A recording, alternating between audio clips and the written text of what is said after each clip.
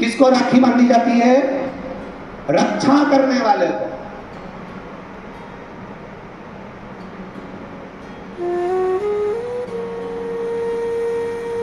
अब तुम्हारी बहन तुम्हारे साथ चल रही है और तुम्हारी जिंदगी में हर पल वो तुम्हारा साथ दे रही है, एक ही नहीं रक्षा करने वाली। राखी आप अपनी बहन को भी बांध सकते हो।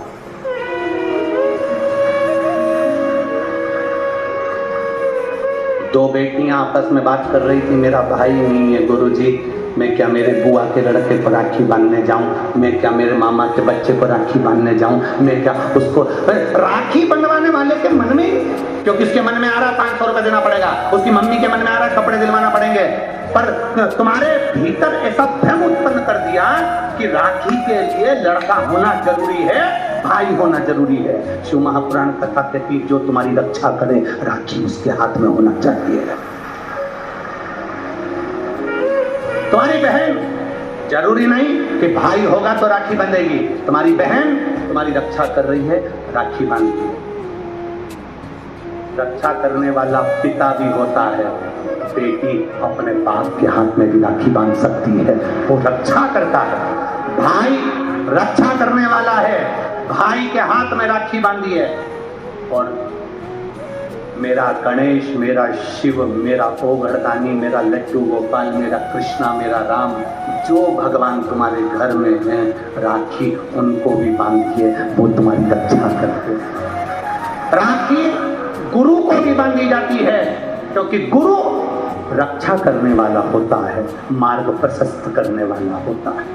राखी हमारी जिंदगी का एक सुख देने वाली, राखी हमारी, ऐसा नहीं कि केवल मनुष्य को राखी बनती है, आपके गौ माता भी अगर आपके यहाँ है तो गाय भी तो आपकी रक्षा करने वाली है, उसकी रक्षा भी हमें करना और वो हमारी रक्षा करे। जिस वृक्ष को तुमने बड़ा करा, एक पेड़ को तुमने पाला बड़ा करा, उस पेड़ को तुम अपना बनाकर, अपना जानकर वृक्ष को उस लायक तुमने बना दिया कि वो दुनिया की रक्षा करेगा। उस वृक्ष को ऐसा बना दिया कि दुनिया को छाया देगा। उस वृक्ष को ऐसा बना दिया कि ये दुनिया का भरण पोषण करेगा। तो वो वृक्ष भी दुनिया की रक्षा करने वाला है। प्रकृति से प्रेम करो और पेड़ को भी राखी बांध सकते हो। रक्षा करने वाले को, जो तुम्हारी रक्षा करे।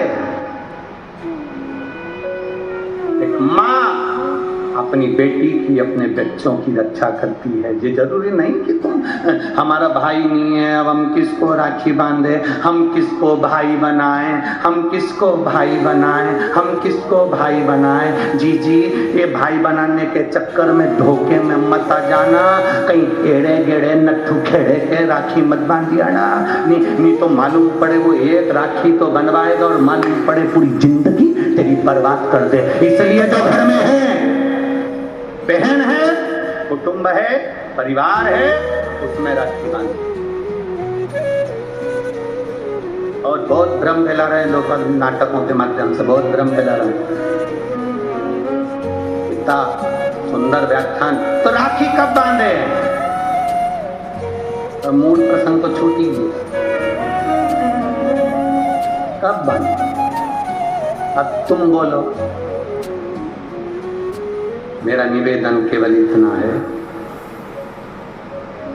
30 तारीख को रात्रि में बड़े आनंद के साथ 9 बजे के बाद आपका मन करे, आप बाबा का स्मरण कर कर, बाबा का नाम लेकर, वैसे तो शिव का नाम ऐसा है कि वो अजर और अमर है। मेरे बाबा का बनाई गई हर घड़ी, हर पल, हर क्षण मेरे बाबा का है। उसका नाम लेकर रात्रि के 9 बजे के बाद आप भगवान की राखी का स्मरण कर कर बांधो। कोई मना, शिव तत्व को। त्योहार कब का है? राखी का त्योहार कब लिखा है पंचांगों में, कैलेंडर में?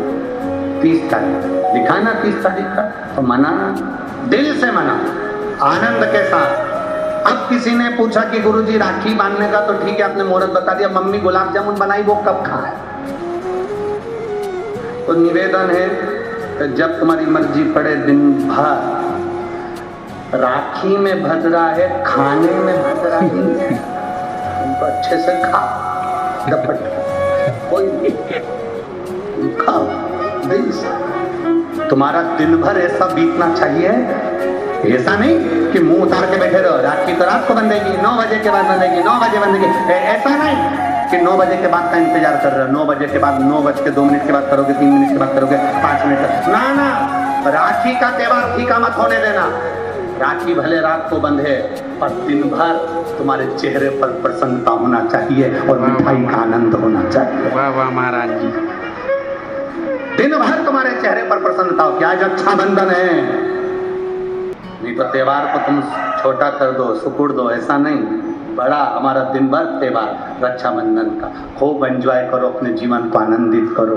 और मेरे भोलेनाथ को आप अपना भाई बनाओ, मेरे शंकर को अपना रक्षा करता बनाओ।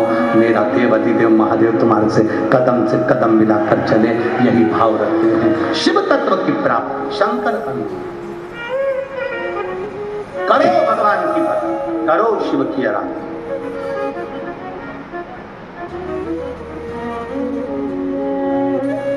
रात्रि को 9 बजे के बाद 2-3 मिनट ऊपर हो जाए, उसके बाद आप भगवान का भजन करते हुए खूब रक्षाबंधन का त्योहार आनंद से मनाइए।